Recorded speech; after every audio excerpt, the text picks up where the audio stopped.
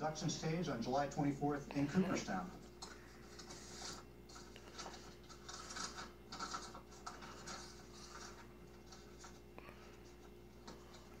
Brian, 440 ballots cast this year, 330 votes needed for election.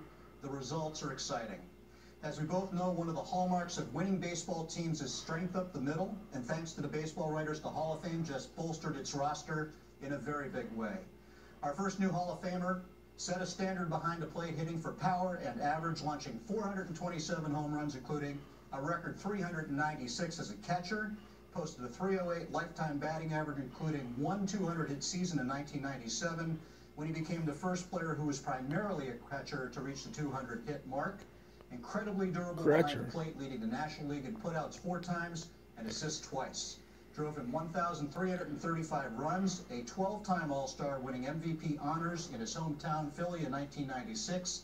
He earned 10 Silver Slugger Awards. He was the 1993 Rookie of the Year.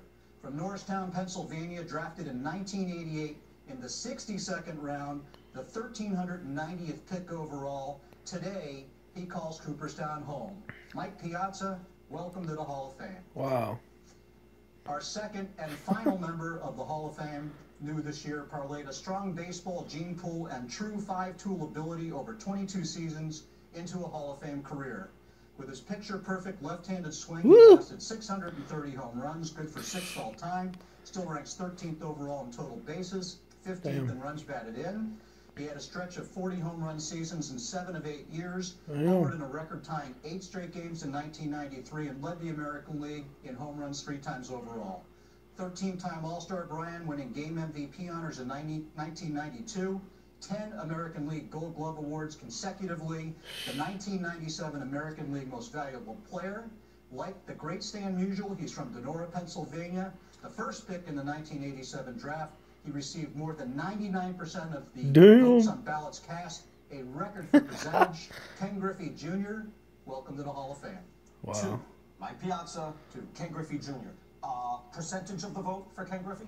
Yeah, just over 99%. He was named on all but 3 ballots. I had a chance 3 to talk ballots. to Tom Seaver earlier and let him know that his percentage mark had finally been surpassed.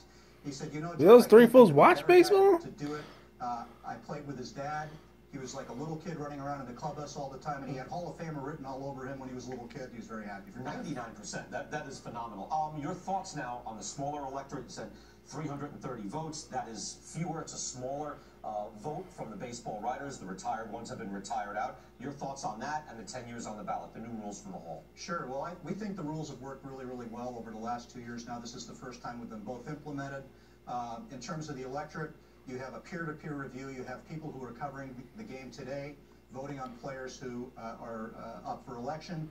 The 10-year rule down from 15, I think, helps for guys who are just sort of hanging out there for many, many years on end. All right, Jeff, good to see you again. Thank you so much. We'll see you again Sunday, July 24th. Should be a big day. Ken Griffey Jr., Mike Piazza. Greg, guys, back to you. Brian, Kenny, Jeff Idelson, thank you very much. Yes, we have an official 2016 Hall of Fame class, and it consists of 2 superstars, Ken Griffey Jr.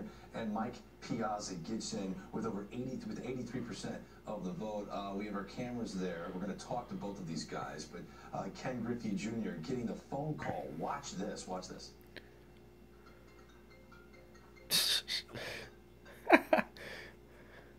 Hello? This is him.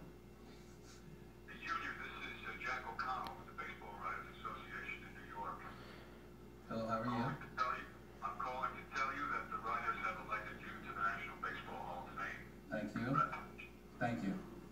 Listen, Junior, not only that, you made history in this election. We had 440 voters, and you were on 437 ballots. That's history of the voting. Okay. Now I'm a little nervous now. Yes, I am. I am still standing. Wow. History made, 99.3% for Ken Griffey Jr., a record. Who were those 3 guys that left him off their ballot? Mike Piazza is in, about a 14% jump from last year. Jeff Bagwell was 15 votes shy of induction. Tim Raines up about 14%. Trevor Hoffman makes his debut at 67.3%. Strong showing on his first ballot. Kurt Schilling up big time, up about 13%. Both Clemens and Bonds jump around the same, about 7.5% from last year, which is great news for them. Edgar Martinez, one of the big jumpers, up about 16%. Mike Mussina, the biggest jump of 18.4% of all 32 men that were on this year's ballot. Sammy Sosa. And he goes out with over 40%. Steroids. Fred McGriff up 8%. Corked bats. 9%. You see where Jeff Kent stands.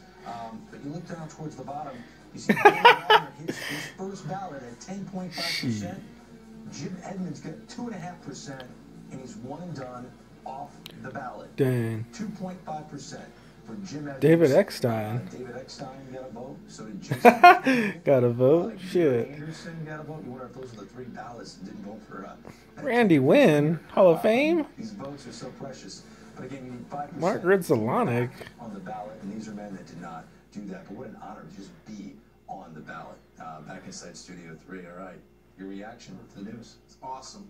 You know, it's fun. It's been one thing through the years to have played against guys and even played with a couple guys. But Junior's like, brother, I played with him. I watched him grow up. So the excitement for me is astronomical. And I know you're feeling the same way about Mike Piazza, a guy who caught you all that time you spent time around. It's different when you have that kind of a bond. Yeah, and it's the first guy that I played with, 7 years with Mike. And, you know, all the talk that we've